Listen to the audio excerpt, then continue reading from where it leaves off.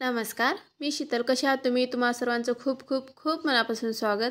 तर आज मी झटपट होणारे 15 मिनिटात होणारे रव्याचे आप्पे तुम्हाला करून दाखवणार आहे. अगदी सोपे आहे, 15 मिनिटात होतात. तर त्यासाठी काय काय लागते ते बघूया. इथे मी 1 वाटी रवा घेतलेला आहे आणि त्याच वाटीने अर्धी वाटी दही घेतलेलं आहे. जर तुम्हाला 15 किंवा अर्धा तासात बनवायचे असेल तर तुम्ही दही कंपल्सरी आहे, घ्यावेच लागते. तर मग यामध्ये थोडंसं पाणी टाकून आपल्याला याचं छान बॅटर बनवून घ्यायचं आहे. हे बघा मी रवा आणि दह्याचं त्यामध्ये थोडंसं पाणी टाकून बॅटर तयार केलेलं आहे. अर्धा ग्लास पाणी टाकलेलं आहे. आता 15 मिनिटासाठी याला बाजूला काढून ठेवायचं आहे. तोपर्यंत आपण त्यामध्ये जे जे भाज्या टाकायचे आहेत ते कापून घेऊया. इथे मी टमाटर, कोथिंबीर, हिरवी मिरची आणि कांदा घेतलेला आहे. तुम्हाला याच्या व्यतिरिक्त दुसऱ्या कोणत्या भाज्या आवडत असतील जसे की कॅप्सिकम, पत्तागोबी, फुलगोबी तर तुम्ही ते सुद्धा टाकू शकता. मला नाही आवडत त्याच्यामुळे मी नाही टाकल्या. हे सर्व भाज्या तुम्हाला जेवढे शक्य असेल तेवढं तुम्ही बारीक कापू शकता. बारीक याच्यासाठी कापायचं जर तुमच्या घरामध्ये छोटे मुलं वगैरे असतील ते काढून टाकतात भाज्या टाकलेल्या आणि जर बारीक कापून टाकल्या तर ते काढत नाही, तसेच खातात. त्यांच्या पोटात जावावं त्याच्यामुळेच जेवढं होईल तेवढं बारीक करून टाकायचं आहे. आता हे सर्व आपण या बॅटरमध्ये टाकणार आहोत.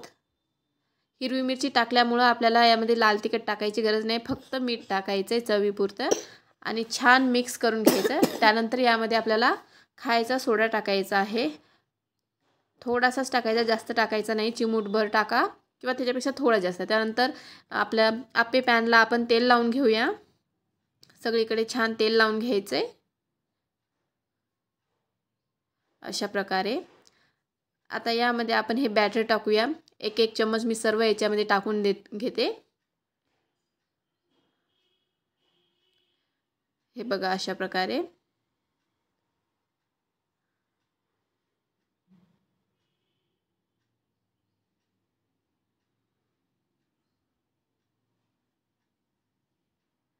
आता याला छान झाकण बंद करून आपल्याला छान शिजून घ्यायचं आहे. हे बॅटर छान फुगून वर येते. वर आल्याच्यानंतर याच्यावरून आपल्याला तेल सोडायचं आहे आणि याला आपल्याला फिरवून घ्यायचं आहे. खालचा भाग वर आणि वरचा भाग खाली करायचा आहे, जेणेकरून हे दोन्ही साईडनं छान शिजल्या जाईल.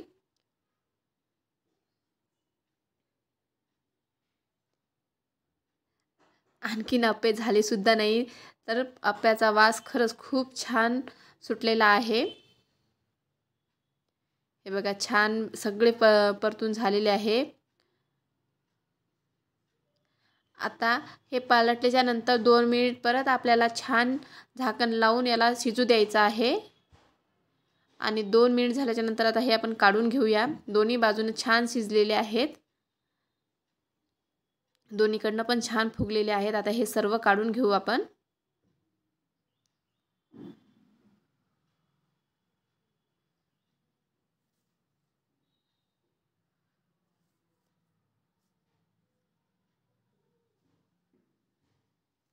आणि हे बघा आपले सर्व आप्पे तयार आहेत. तर कशी वाटली तुम्हाला ही साधी आणि सोपी रेसिपी?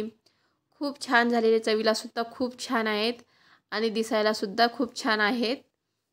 जर तुम्हाला ही दह्याची आणि फक्त रव्याचे आप्पे आवडले असतील तर तुम्ही सुद्धा घरी नक्की करून बघा. कसे वाटले कमेंटमध्ये नक्की सांगा. आणि हो, अशाच नवनवीन रेसिपीजसाठी चॅनलला सबस्क्राईब, लाईक, शेअर आणि कमेंट नक्की करा. तर भेटू मग अशाच नवनवीन रेसिपीजमध्ये. Bye and thank you.